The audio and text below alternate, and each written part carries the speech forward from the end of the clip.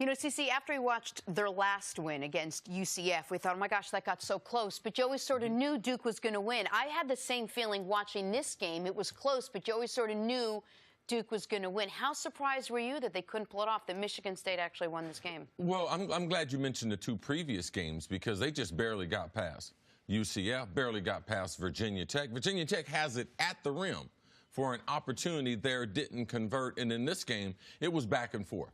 You know, if you're playing Michigan State, especially at this time of the year, especially a chance to go to the Final Four, that's when they play their best basketball. So I'm not going to say I was surprised that Michigan State won. I talked to Coach Izzo on Saturday night. He was very confident in this team. He said, now, Chris, when we take the court, they got a lot more talent than we do.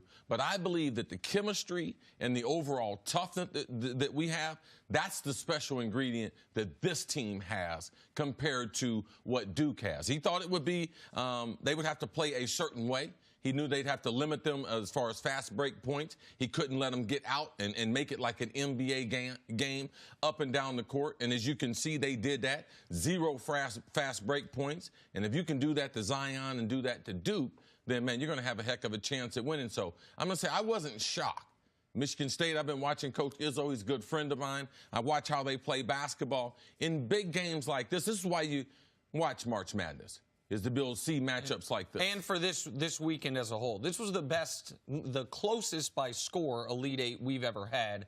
And you could argue after an underwhelming first weekend of the tournament, one of the benefits of not having a bunch of upsets in the first weekend, which generates the excitement, right, is you get the best teams possible in the second weekend of the tournament. All 4 games were outstanding. Listen, Duke was my pick to win it all. I said I'd take Duke over the field, so obviously I'm surprised they lost from where we were at the beginning of the tournament. But once you saw them only play one good first half in the first game against North Dakota State, they had a tip-in to lose to UCF, and then as C mentioned, a tip, or not even a tip-in, a shot at the rim for overtime against Virginia Tech.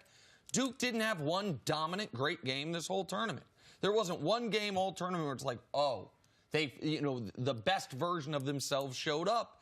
And there was one piece of controversy when the committee released the bracket.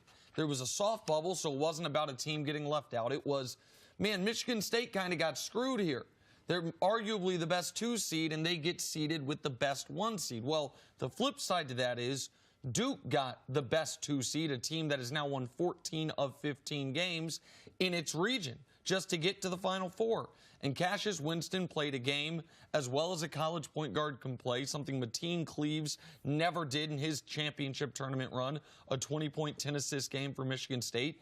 And what you saw was the veteran team that was playing more team basketball as opposed to your turn, my turn, they got it done. Now, it came down to the very last second, but R.J. Barrett and Zion, for as great as they were individually all year long, they never quite figured out, and some of this on Coach K, the devastating 2-man game they could have had. It was more a LeBron and D. Wade first year in Miami. It's your turn, then it's my turn, as opposed to using the fact that Duke had the best 2 players on the court every time those 2 guys were out there to impose their will on their opposition. And Zion has been the case in a lot of the Duke losses this year, all of the Duke losses that he's played in.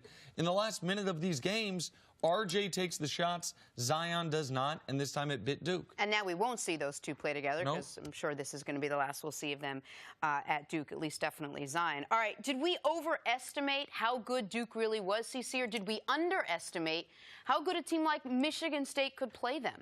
Well, we knew teams would give them a battle. As the tournament went on, teams progressively, especially the best, they get better and better. But Nick mentioned, in their previous games, they only played a stellar half in that first half of round number 1. Second half of round 1. Second half in the round number 1. So they haven't progressively gotten better. As the stakes have gone up, they haven't done that. Now, they did have an injury where they did miss some overall continuity. But for me, it was the thing was surprising with me. In all these big games, these 3 games they played late, offensively, just they weren't effective at the end of the game. Like Coach K, even with dead ball, timeouts and things like that. He's not great. Compare that to what Coach Izzo did in the two. He called timeouts, right, and got the alley-oop play, and then timeout got the open three. Both of those plays he drew up. And afterwards, the players talked about, well, what were you going to do? And said, well, we're going to do something else. But the play we ran was a different option because they didn't give us what we were looking for. So with Duke at the end, you see him inbound the pass, and then RJ, he does get to the line. But was that the play just for him to dribble, drive, and everything? Like, you would think with Coach K, with his reputation and everything, with these games being as close as they were, at the end, I was expecting for him to be able to come up with some type of magic, and I didn't see that. And that was something, if we're being honest, that what we didn't see from Duke all year was RJ and Zion getting the two guys on one side of the court, other three guys on the other side, where they could take advantage of those matchups. Now, some of that was because you didn't really have to respect those other guys because of the lack of shooting. And we talked about how Duke would have been the worst shooting team to ever win a championship. But we shouldn't minimize what a disappointment this is for Coach K and for Duke. He's 72 years old. The one-and-done era is coming to a close in 2 or 3 years. This was the most talented team he's had in the last 20 years. And it's one thing to not win the championship. It's another thing to not get to the Final Four, to where you could have lost round 2, you could have lost round 3, and you did lose round 4 when you have the first, second, and third ranked recruits in the country. We're going to have an NBA draft here in a couple months. 3 of the first 6 names called will be Duke players. I guarantee you that. And to not make it to the Final Four is a major disappointment. And I don't know how much longer Coach K is going to coach when you're 72 years old and when you're about to have to. They have embraced one and done like Kentucky has. And you're going to have to change that here in a few years when the rules change. So this is a major missed opportunity and an enormous disappointment for Duke. And that doesn't take anything away from Michigan State, of course, which was a great team. No, but when year. you're the team.